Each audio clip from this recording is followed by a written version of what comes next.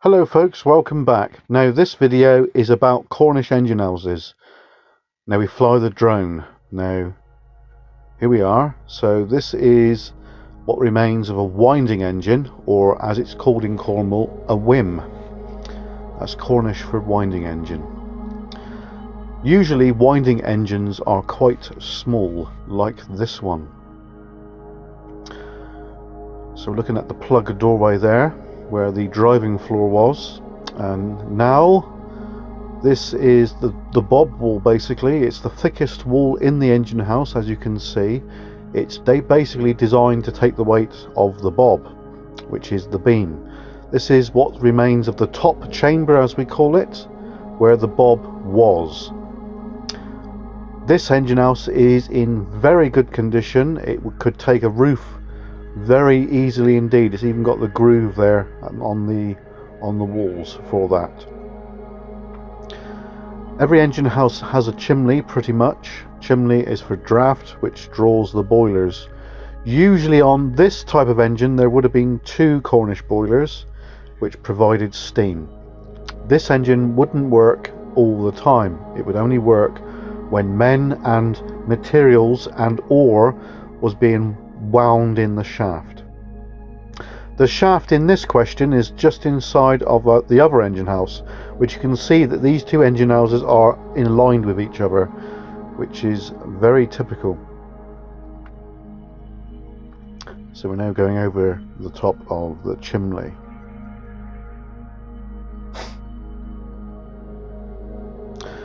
Now this engine house here on a mine site, like a Cornish mining site, is very important. This is the pump. This engine would have worked 24 hours a day non-stop. Now the reason for that is because it was pumping the water. Now water, if you can imagine underground, is a bit of a barrier. That barrier has to be removed to allow the men to work deep underground. This engine house has cast iron pieces of the bob platform area, or the where the balance of the bob was. It's a little bit of a survivor. The pumping engine house normally is a lot bigger than the whim, which is the winder. Typically a pumping engine house would be an 80-inch cylinder, and the whim typically would be a 30 to 40-inch cylinder. Now the fence down there has been fixed up recently. I don't really know why that is, unless it's got something to do with South Crofty. South Crofty was the last working tin mine in Europe, closed in 1998. They're trying, supposedly, to try and get it open again, but nothing's really happened at the moment. Nothing's solid anyway. Now the chimney here, as you can see, it's similar height to the other engine house but a lot bigger. We're probably dealing with about 3 or 4 Cornish boilers to pump, to help keep this pump going. It would have been on a shift basis. Here we go, looking down the chimney, look, and then straight over the top.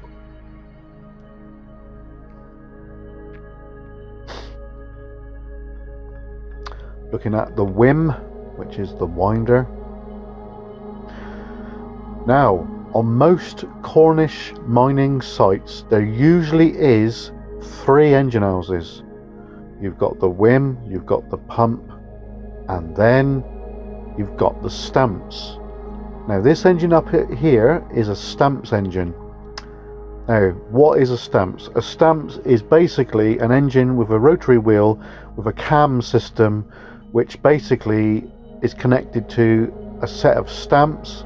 Stamps are basically, in simple terms, a set of lump hammers which go up and down, which smash the rock from a biggish size to a very fine sand.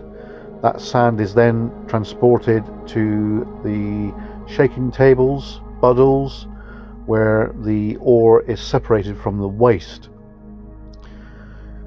Now some mines in Cornwall, they don't always have the stamps right next to where the whim or where the pump is.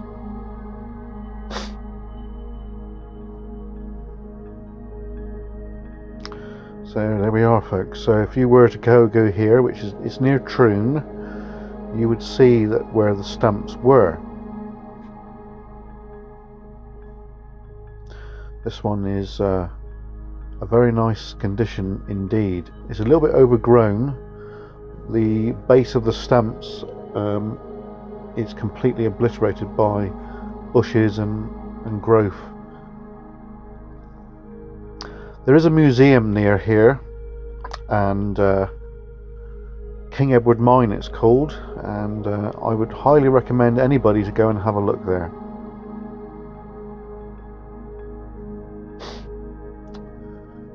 So yeah, this engine would have worked as and when the ore was required to be crushed. This wouldn't have worked 24 hours a day, but it would have been very noisy indeed, folks. You could hear it from miles away. Excuse me.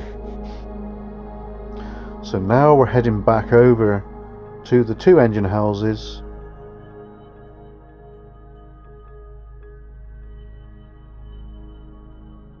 Yeah, our motto is, the more you look, the more you find. Such a true statement. Now the hills there, the one closest to us with a little tiny thing on top, that is Carnbray, and that monument on top is dedicated to Lord Bassett de Dunstanville from Tahiti Estate. He was a mine captain around this area.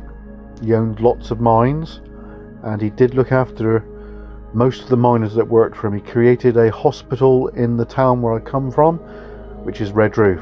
Unfortunately, it's no longer there now, but the building itself is still there, but it's flats and things like that, I believe. Now the hill in the distance, that is St Agnes Beacon. We've flown over there quite extensively, and over at Carnbray. So yeah.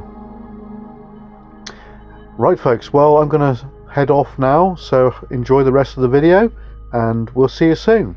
Cheers and gone. And don't forget to subscribe. It is for free. It does help me out, something brilliant. So yeah, please subscribe, folks. We'll see you soon. Cheers and gone.